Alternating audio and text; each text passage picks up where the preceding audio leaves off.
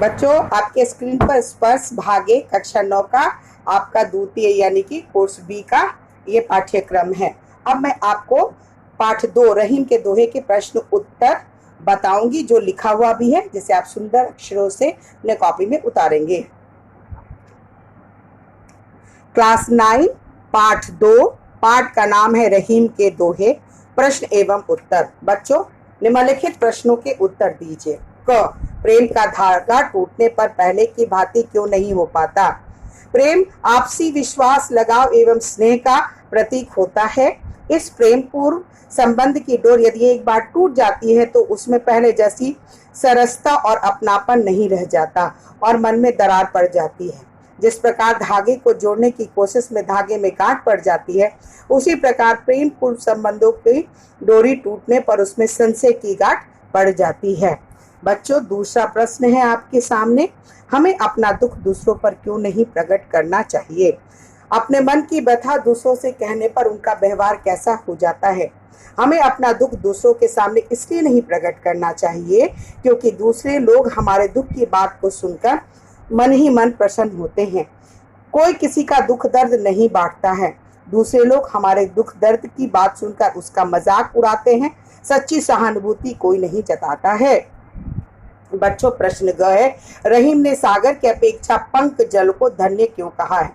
रहीम ने पंख जल को धन्य इसलिए कहा है क्योंकि उस कीचड़युक्त जल को पाकर कई लघु प्राणी अपने प्यास बुझा लेते हैं, परंतु सागर का खारा पानी किसी की प्यास नहीं बुझाता। दूसरे प्राणियों की प्यास बुझाकर जीवन रक्षा करने के कारण कवि ने पंख जल को सागर के जल की अपेक्षा धन्य माना है। बच्चों, प्रश्न घ आपके स्क्रीन पर है। एक को साधने से सब कैसे सध जाते हैं?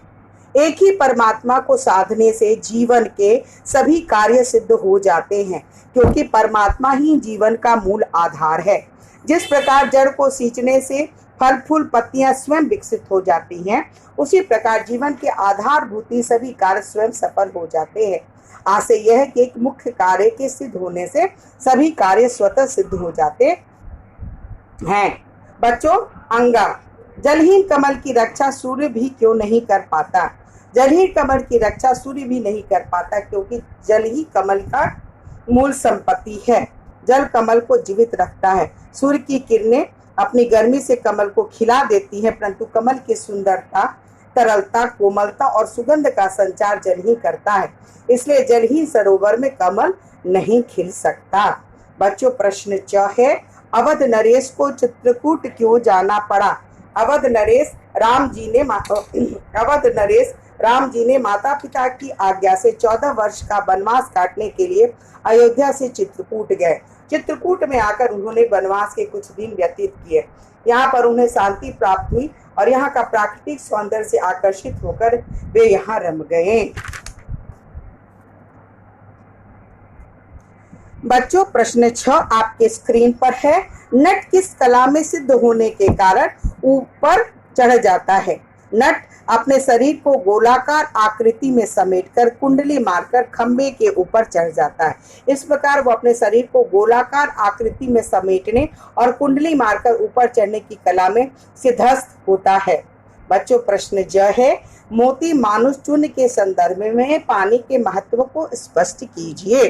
बच्चों, उत्तर है, मोती के संदर्भ में पानी का अर्थ है चमक, मनुष्य के संदर्भ में आत्मसम्मान और चूर्ण के संदर्भ में पानी आटा गूंथने के काम आता है।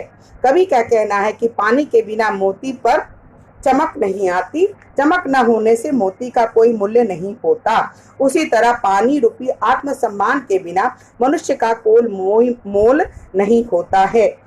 पानी के अभाव में आटा से रोटी नहीं बनाई जा सकती, इसलिए मोती मानुष चूर्ण को संदर्भ में पानी का जीवन में महत्वपूर्ण स्थान है। बच्चों, अब मैं आपके सामने प्रश्न 2 बता रही हूँ।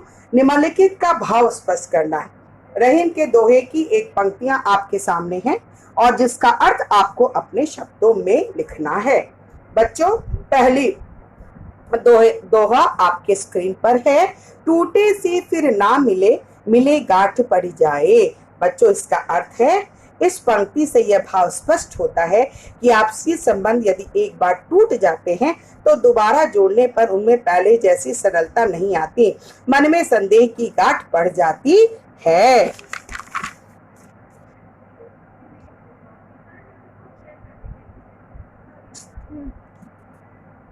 सुनी अठले है लोग सब, बाटी न लहे कोई।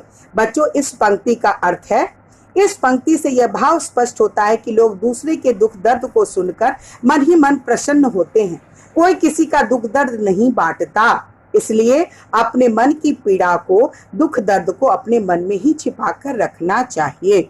बच्चों, ग है रहीमन मूल ही सींच बो, फूले फले अघाए। बच्चों, इस पंक्ति का अर्थ है, इस पंक्ति में रहीम दास जी ये कहना चाहते हैं कि वृक्ष या पौधे के जड़ को भली भांति सींचने से फूल और फल स्वयं ही विकसित होने लगते हैं। जड़ से ही उन्हें सार तत्व मिल जाता है। इसी प्रकार यदि मनुष्य सच्चे मन से एक ही परमात्मा का ध्यान कर ले तो उसे संसार के सारे सुख स्वयं ही प्राप्त हो जाते हैं। बच्चों, घ में दोहे की पंक्ति है, दीरक दोहा अर्थ के आखर धोरे आही। इस पंक्ति के द्वारा कवि छंद की विशेषता बताते हुए कह रहे हैं कि दोहे में शब्द तो बहुत कम होते हैं, परंतु उन शब्दों में गहन अर्थ छिपा होता है। देखने में यह दोहे छोटे और सरल प्रतीत होते हैं, परंतु इनके अर्थ व्यापक और गंभीर होते हैं।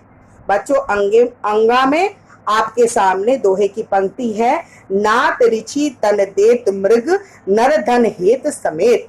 और अब मैं इसका अर्थ आपको बता रही हूँ। संगीत की सुर लहरियों को सुनकर हिरन मंत्रमुग्ध हो जाते हैं और शिकारी के जाल में फंसकर अपने प्राण त्याग देते हैं। इसी प्रकार प्रसन्न होने पर मनुष्य प्रेम सहित धन अर्पित कर देता है। बच्चों, आपके सामने रहीम की अगली पंक्ति है, दोहे हैं। च नंबर है प्रश्न का, जहां काम आवे सुई, कहां करे तरवारी।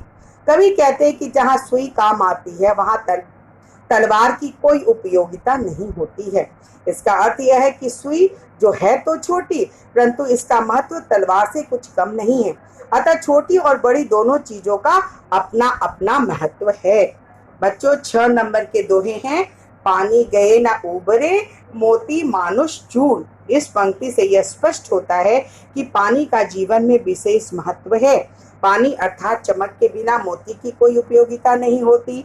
पानी अर्थात आत्मसम्मान के बिना मनुष्य का जीवन व्यर्थ है। पानी के बिना आटा नहीं गूंथा जा सकता, इसलिए मनुष्य को पानी का महत्व समझना चाहिए। बच्चों, अब मैं आपको प्रश्न 3 बता रही हूँ। निम्नलिखित पाठ में किन पंक्तियों के द्वारा अभिव्यक्त किया गया है, यानी कि ये जो दोहे हैं उनका आपको कविता या उस दोहे की पंक्तियां जो रहीम ने लिखी है उसे आपको लिखना है। बच्चों, पहली पंक्ति है, जिस पर विपदा पड़ती है वही इस देश में आता है, तो इसके दोहे होंगे, जा पर विपदा पड़त है सो आवत यह देश। बच्चों, ख नंबर है, कोई लाख कोशिश करे पर बिगड़ी बात फिर बन नहीं सकती। बच्चों, इसके दोहे आप लिखेंगे, बिगड़ी बात बने नहीं, लाख करो किन कोए। बच्चों, अब आपके सामने ग है, पानी के बिना सब सूना है, अतः पानी अवश्य रखना चाहिए। बच्चों, इसमें आप दोहे लिखेंगे, रहीमन पानी राखिए, बिन पानी सब सून। बच्चों, मुझे पूरी उम्मीद है कि आपने इन प्रश्न के उत्तर को बहुत ध्यानपूर्वक सुना होगा, समझने का प्रयत्न किया होगा, और मुझे पूरी आशा है कि आप इसे शुद्धता के साथ अपने कॉपी पे उतारेंगे। अगर आपको कहीं पर कोई दिक्कत है तो आप वहां पे उसको पॉज करके, यानी थोड़ी देर उसको रोक करके, और आप उसे अच्छे से लिखेंगे और शुद्धता के साथ लिखेंगे। बच्चों, आखिर में आपके आगे कुछ प्रचलित शब्द हैं जिसको आपको लिखना है, जैसे कोय कोई, ज्यो जैसे, नहीं नहीं, धनी धन्य, जिय जीव, होए होता है, तलवारी तलवार, मूल ही मूल यानी जड़ को, प्यासो प्यासा, आवे आए, उबरे बाहर निकलना, बीजा व्यथा परिजाय पड़ जाती है या जाता है। जय जिसका मतलब होता है जो, कछु कुछ, कोय कोई, आखर जिसका अर्थ होता है अक्षर, थोड़े यानी थोड़े, माखन जिसका अर्थ होता है मक्खन, सींचबो यानी सींचना, पियत यानी पीते ही, बिगड़ी यानी बिगड़ी, सहाय यानी सहायक, बिनु मतलब बिना, और आखिरी शब्द है अठले है, इठलाएंगे। इन सभी को आप सुंदर अक्षरों में अपने कॉपी पे उतारेंगे और अगर आपको इससे संबंधित कोई प्रॉब्लम या समस्या है तो आप उसे कमेंट बॉक्स में लिखेंगे।